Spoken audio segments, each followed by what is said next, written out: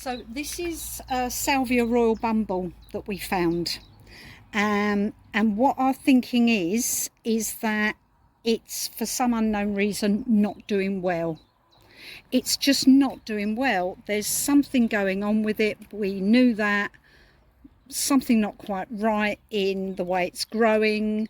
It's not putting up enough flowers. The foliage is sparse. It's really not a good example. And this is one of our stock plants, so this is where we should be taking all of our cuttings for next year.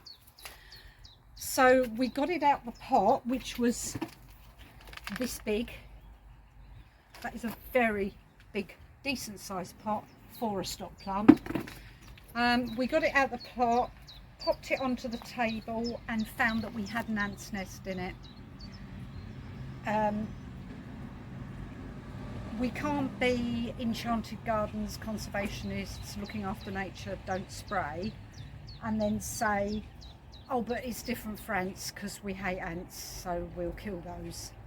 You can't chop and change where your ethics are.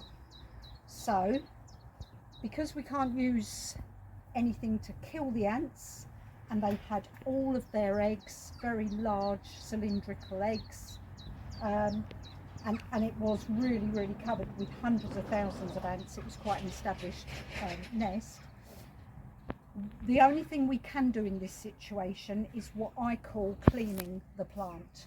So what I've done is, you've seen that I've blasted it with water.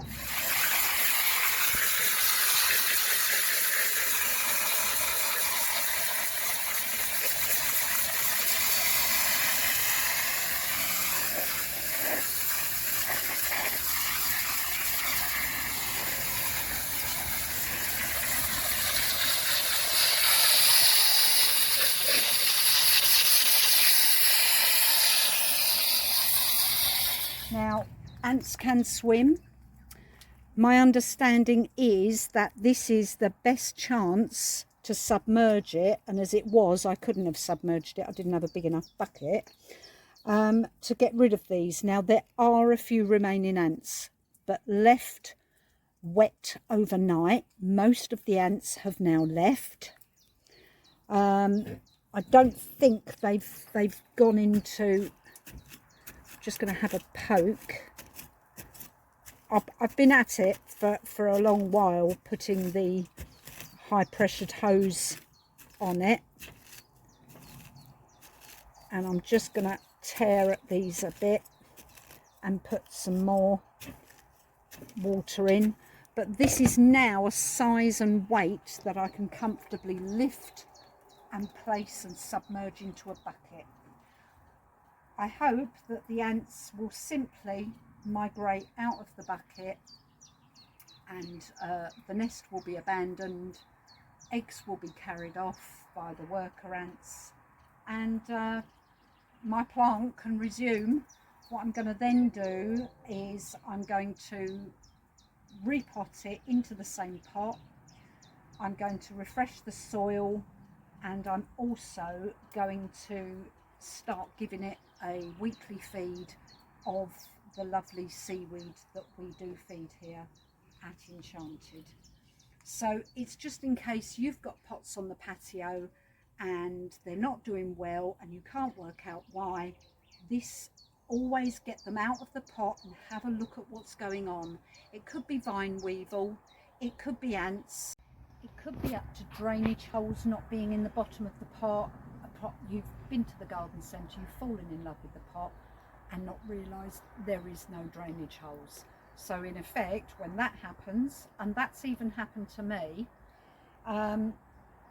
you're then in a situation where your plant is drowning and the roots are drowning.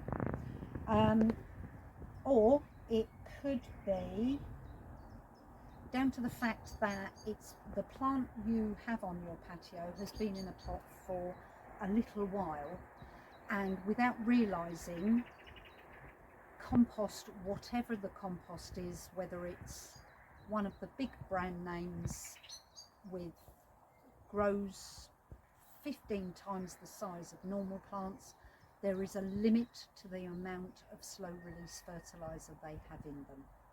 Anything in a pot is like a child. It is completely 100% reliant on you to feed it and water it. If you don't, it will starve. And that can show in plants where the leaves turn yellow. On an evergreen, the leaves will just start to drop its leaves. So look at feeding as well, because it's no good saying, well, I've had something in a pot for the last 12, 15 years. Maybe you have. That doesn't mean to say that it's as healthy as it could be and as well cared for as it could be. So these are just a few pointers for people with big pots, big specimens on the patio or in the garden. Take care. See you soon.